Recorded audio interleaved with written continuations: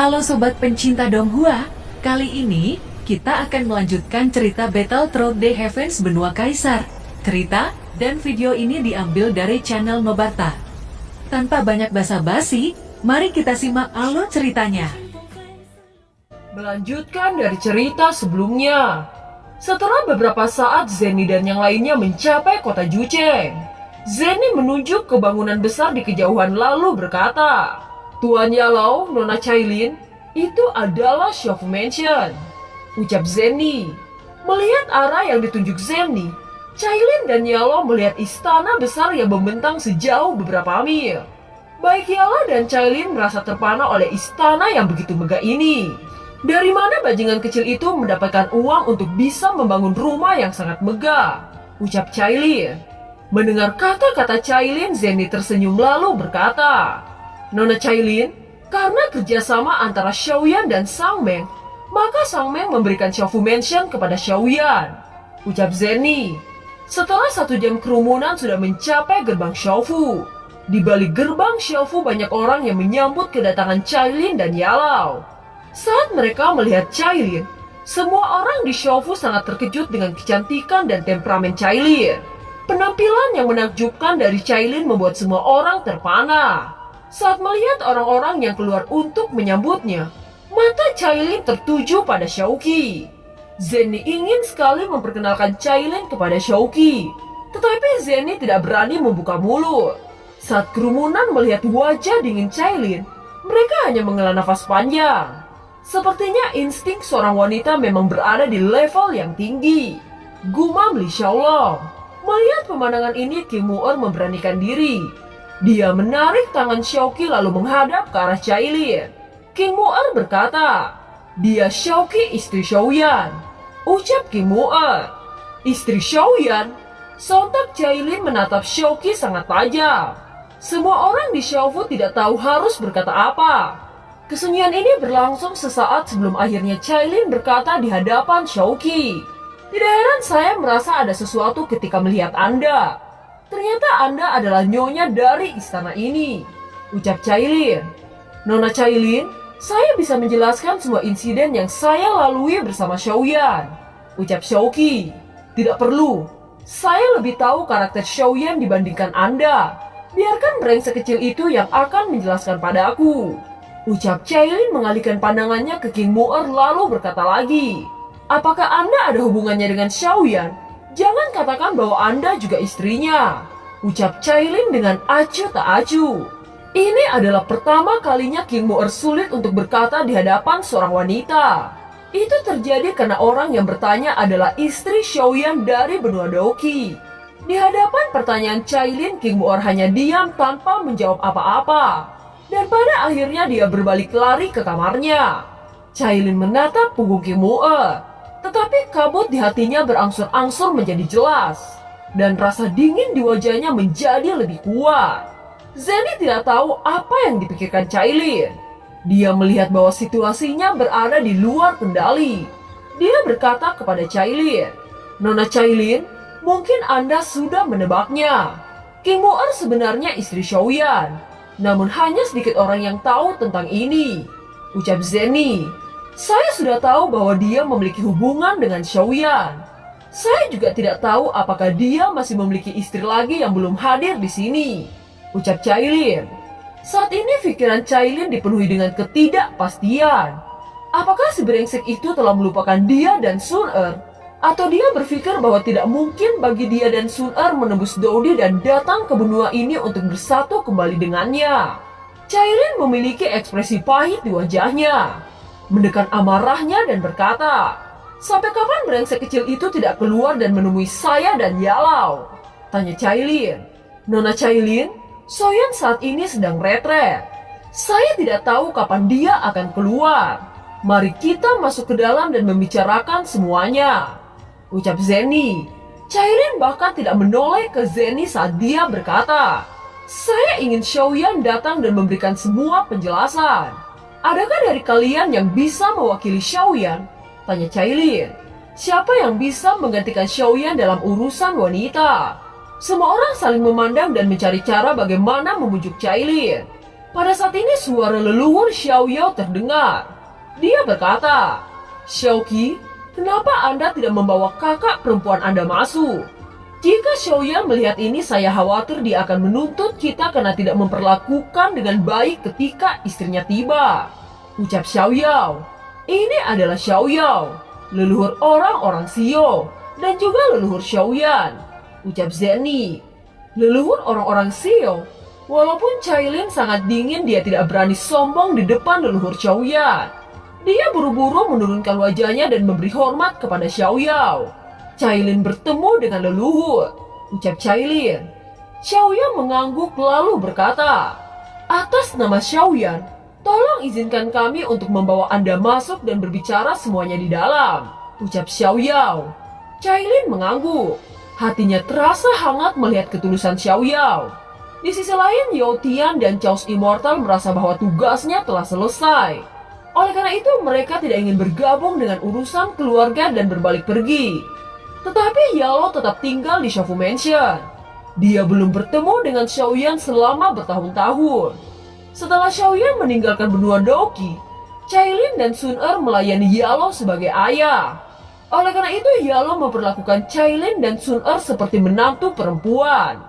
Dia bahkan memperlakukan Xiaosa seperti cucunya sendiri. Maka dari itu dia harus menemani Cailin di Shaofu Mansion. Setelah sampai di aula Shaofu, Xiaoyao berkata, "Cailin, saya mengerti suasana hati Anda saat ini. Tetapi Xiaoyan dan Xiaoqi tidak berdaya saat itu. Saya akan menjelaskan pada Anda." Saat itu orang-orang Xiao mengalami serangan hebat. Orang-orang Xiao takut mereka akan binasa. Oleh karena itu penatua menikahkan Xiaoyan dan Xiaoqi. Ucap Xiaoyao. Mendengar cerita Xiaoyao, Cailin melunak. Embun beku di wajahnya perlahan-lahan meleleh. "Bagaimana dengan King Mu'er?" tanya Cailin. King Mu'er adik dari Kaisar Iblis Darah. Setelah Xiaoyan memberikan Blood Demon Order, Kaisar Iblis membantu orang-orang Xiao dari bencana kematian. Dan tahun-tahun berikutnya hubungan Xiaoyan dan Kaisar Iblis semakin mendalam. Bahkan mereka seperti seorang adik dan kakak. Oleh karena itu, jika King Mu'er berada di samping Xiaoyan, itu akan memperketat ikatan kedua belah pihak. Ucap Xiaoyao. Scene berganti di benua Doki. Dataran Tengah adalah kota terbesar di benua Doki. Setelah pertempuran besar antara dua Daudi, sekarang Dataran Tengah tampak sangat hidup. Di barat laut Dataran Tengah ada bangunan besar berdiri dengan kokoh. Di bagian depan ada karakter emas yang bertulis Shio. Di dalam aula, Xiaozan sedang duduk. Ada dua orang setengah baya yang terlihat sangat mirip dengan Xiaoyan. Ini adalah kedua kakak laki-laki Xiaoyan, yaitu Xiaoding dan Xiaoli. Setelah Xiaozan ditangkap oleh aula jiwa, sulit untuk melakukan terobosan. Tetapi dengan garis keturunan Daudi dan juga membantu Yalao, sekarang kekuatan Xiaozan juga naik dengan pesat. Begitu juga Xiaoding dan Xiaoli. Mereka mengalami peningkatan yang luar biasa. Keduanya telah memasuki ranah Douseng bintang 8. Keluarga Xiao saat ini menjadi eksistensi teratas di benua Doki. "Yan-er, apakah Anda baik-baik saja sekarang?" Ucap Xiaozan mengingat Xiaoyan. Dia tampak sangat tua saat ini. Dan matanya dipenuhi dengan kerinduan yang mendalam saat mengingat Xiaoyan. Sudah bertahun-tahun sejak dia meninggalkan benua ini. Saat ini orang-orang Xiao telah berkembang ke tingkat yang mengerikan. Dan mereka adalah keluarga pertama di daratan Dauki. Di sisi lain ada pemuda berjubah hitam dengan membawa penguasa hitam di punggungnya. Melihat bagian belakang, itu terlihat sangat mirip dengan punggung Xiaoyan. Pemuda ini anak Xiaoyan dan Sun-Er yang bernama Xiaolin. Pada saat ini Xiaolin berada di hutan. Xiaolin merasakan aroma yang ditinggalkan ayahnya. Semua hal yang ditinggalkan oleh Xiaoyan masih ada di sana. Tetapi Xiaoyan sudah pergi meninggalkan benua ini. "Ibu, apakah kalian meninggalkan benua Doki untuk menemukan ayah?" Ucap Xiaolin dipenuhi dengan kekhawatiran saat mengingat Sun-Er dan Cailin yang menghilang. Xiaolin mengepalkan tinjunya lalu berkata lagi, "Aku ingin menjadi lebih kuat. Ayah, ibu, tunggu aku. Aku akan menyusul kalian." Ucap Xiaolin. Tingkat penumbuhan Xiaolin sangat luar biasa. Selama beberapa dekade dia telah memasuki Daoseng. Di benua ini hanya ada satu orang yang bisa mengimbangi bakatnya, yaitu saudari perempuannya Xiao Xiao. Ketika Xiaolin berpikir untuk waktu yang lama, cahaya biru melintas ke langit. Bayangan indah jatuh ke sisi Xiaolin. Wajah cantik dengan kebanggaan seperti Ratu Medusa melirik Xiaolin. Dia adalah Xiao Xiao. Xiao Xiao memandang Xiaolin, tiba-tiba matanya menyipit dan melihat ke arah langit. Tubuh Xiaolin tiba-tiba terguncang. Kemudian tanah mulai bergemuruh saat langit tiba-tiba menjadi gelap. Kekuatan aneh jatuh dari langit. Tubuh Xiao Xiao dan Xiaolin gemetar saat ini. Suara pengumuman dunia terdengar dari langit. Keseimbangan langit di dunia ini menjadi tidak seimbang. Scene kembali berganti di benua Dodi. Pada saat ini Cailin sedikit lebih bisa menerima saat mendengar penjelasan yang diberikan oleh Xiao Yao. Melihat Cailin menunjukkan kelembutan, Xiao Yao berkata, orang-orang Xio kami juga keluarga terafiliasi dari keluarga Zen. Keluarga Zen adalah keluarga kerajaan dari ras manusia. Ayah Zenny adalah kaisar manusia. Saat itu beberapa orang di keluarga Zen tidak puas dengan Xiaoyan. Karena Xiaoyan terus-menerus diprovokasi, maka Xiaoyan menghapus jenius dari keluarga Zen. Anda bisa membayangkan betapa seriusnya masalah ini, ucap Xiao Yao. Xiaoyan tidak akan kejam jika tidak sangat marah, ucap Cailin. Xiao Yao menganggukkan kepalanya. Xiaoyan memang yang terbaik bagi kita semua. Dia melakukan pekerjaan yang sangat baik. Pada waktu itu saya takut kaisar marah dan membunuh Xiaoyan. Belum lagi keluarga Zen adalah tuan dari orang-orang Xio. Jika orang-orang Xio melawan, keluarga Zen dapat menghancurkan orang-orang Xio seperti menginjak semut. Menurut pengamatan saya, King Mu'er selalu dekat dengan Xiaoyan. Dan Kaisar Iblis juga berharap bahwa Xiaoyan bisa menikahi saudara perempuannya. Jika Xiaoyan menikahi King Mu'er, Xiaoyan dapat lepas dari situasi yang buruk. Meskipun Xiaoyan tidak bersedia, tetapi di bawah tekanan saya dan kasih sayang Kaisar Iblis, dia akan setuju. King Mu'er sebenarnya gadis yang baik. Dia sangat lugas, tidak mempunyai pikiran yang jelek. Bahkan Xiaoqi diperlakukan seperti saudara olehnya. Dia memberikan segalanya untuk Xiaoyan, ucap Xiao Yao. Ialah yang telah lama dia mulai berkata kepada Cailin. Cailin, Xiaoyan telah berada di benua Dodi selama bertahun-tahun. Kita tidak bisa menyalahkan kehendak. Dari apa yang saya lihat, gadis Xiaoqi sangat lembut dan bisa dikatakan dia gadis yang baik. Meskipun Mu'er sedikit emosional, dia juga menunjukkan sifatnya yang sebenarnya dan bukan orang yang munafik. Selain itu, keluarga iblis darah sekutu Xiaofu. Dengan hubungan antara Xiaoyan dan Mu'er, perkembangan Xiaofu di masa depan akan jauh lebih baik, ucap Yalau. Mendengar kata-kata Yalau, Cailin perlahan-lahan menjadi tenang. Zenny menangkap perubahan dalam ekspresi Cailin. Dia dengan cepat mengedipkan mata kepada Xiaoqi. Melihat ini, Xiaoqi mengambil secangkir teh berjalan ke arah Cailin. Kakak Cailin, secangkir teh ini dipersembahkan oleh saya. Saya harap kakak Cailin bisa menerima saya, ucap Xiaoqi. Melihat ini, Cailin mengambil teh lalu berkata, orang itu ibarat perahu. Jika saya memakainya sendiri maka saya terlihat tidak masuk akal, ucap Cailin. Mendengar kata-kata Cailin, semua orang bernafas lega. Hati Xiaoqi yang gelisah sekarang menjadi tenang. Setelah itu Cailin buru-buru berkata, saya datang ke benua Doki bertiga, tetapi Sun-Er terpisah dari kita. Saya tidak tahu apa yang terjadi pada Sun-Er, ucap Cailin. Mendengar ini, Zenny langsung menyiapkan pasukan untuk mencari Sun-Er. Saya akan mengerahkan semua tim untuk mencari Sun-Er. Saya percaya akan ada berita dalam waktu dekat ini. Semua orang menunggu dengan sabar. Namun selama waktu ini semua orang di Xiaofu Mansion harus bersiaga, ucap Zenny. Cailin dan Yalo hanya bisa melirik Zenny. Sungguh tidak terduga bahwa wanita ini cukup cepat dalam bertindak. Kesan pertama yang diberikan Zenny cukup membuat Yalo dan Cailin senang. Melihat semua orang di Xiaofu menjadi tenang, Zenny berdiri lalu berkata, saya akan pergi menemui King Mu'er, ucap Zenny. Setelah itu Zenny pergi ke kamar Mu'er dan melihat King Mu'er yang cemberut di tepi tempat tidur. Mu'er, saya akan masuk. Saya tahu suasana hatimu saat ini. Bagaimanapun Cailin adalah istri pertama Xiaoyan di benua Doki. Sudah wajar dia sangat terkejut ketika baru saja tiba di benua Dodi. Ucap Zenny, aku hanya tidak bisa terbiasa dengan penampilannya yang dingin. Kita menyambutnya dengan keramahan, tetapi dia tidak menunjukkan keramahan pada kita.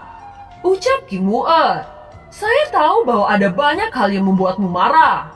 Namun apapun itu poin utamanya karena kamu sedang dipenuhi dengan kecemburuan.